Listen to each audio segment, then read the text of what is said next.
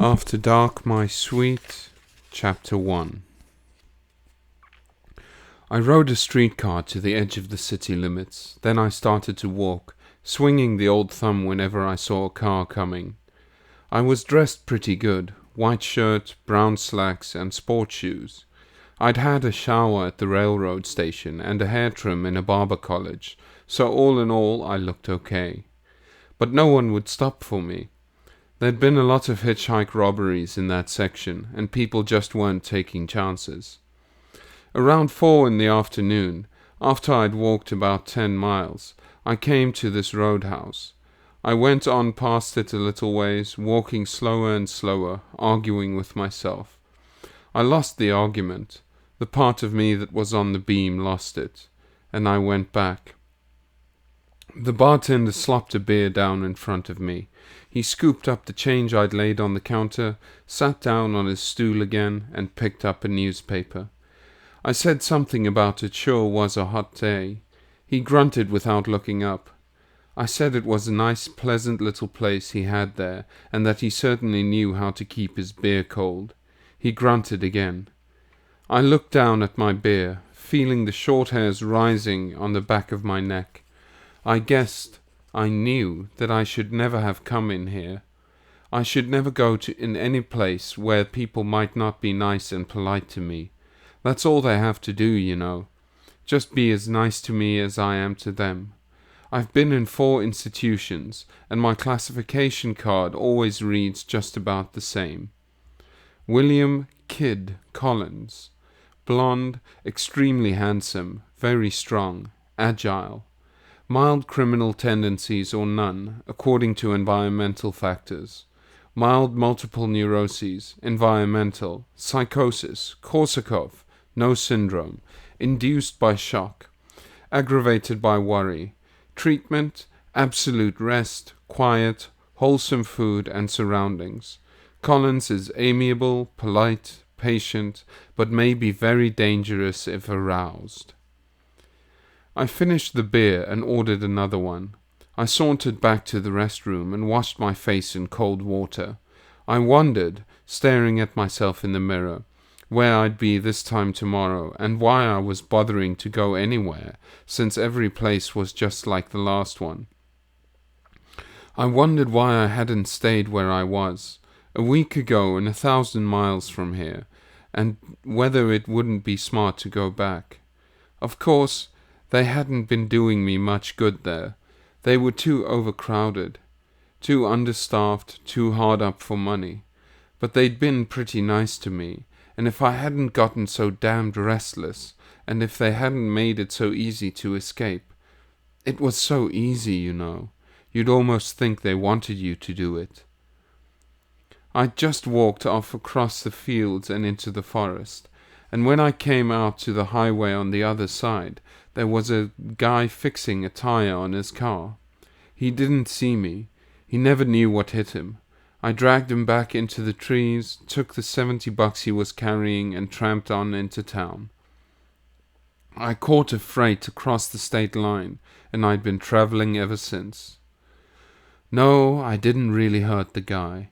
I've gotten a little rougher and tougher down through the years, but I've very seldom really hurt anyone. I haven't had to. I counted the money in my pocket, totting it up mentally with the change I'd left on the bar. $4, a little less than $4. Maybe, I thought, maybe I ought to go back. The doctors had thought I was making a little progress. I couldn't see it myself, but I guess I wouldn't go back. I couldn't. The guy hadn't seen me slug him, but what with me skipping out about that time, they probably knew I'd done it. And if I went back, they'd pin it on me. They wouldn't do it otherwise. They probably wouldn't even report me missing. Unless a guy is a maniac or a kind of big shot, someone in the public eye, you know, he's very seldom reported. It's bad publicity for the institution, and anyway, people usually aren't interested.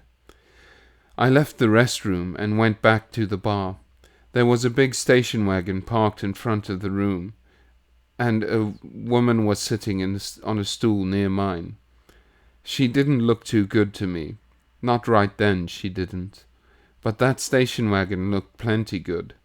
I nodded to her politely and smiled in the mirror as I sat down.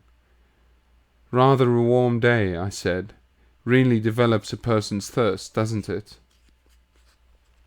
She turned her head and looked at me, taking her time about it, looking me over very carefully from head to foot. Well, I'll tell you about that, she said. If you're really interested in that, I'll give you my theory on the subject. Of course, I'm interested. I'd like to hear it. It's a pronoun, she said.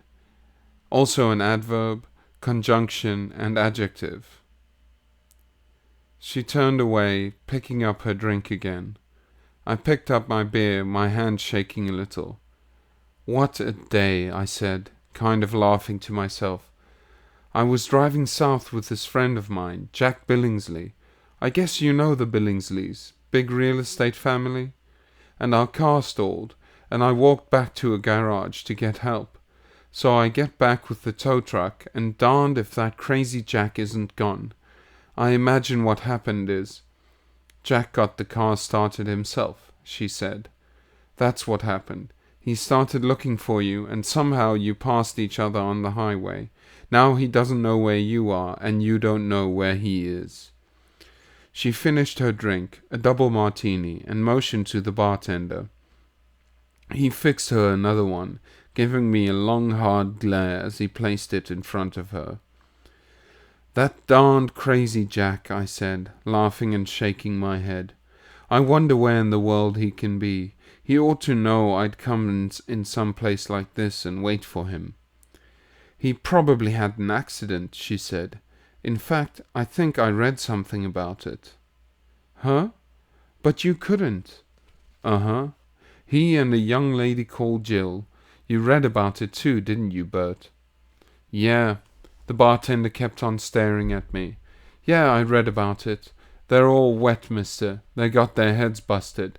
I wouldn't wait around for 'em much longer if I was you. I played it dumb, kind of good-natured dumb. I said I certainly wasn't going to wait very much longer. I think I'll have just one more beer, and if he hasn't shown up by then, I'm going to go back to the city and catch a plane. He slopped me out another beer. I started to drink it, my eyes beginning to burn, a hedged-in feeling creeping over me.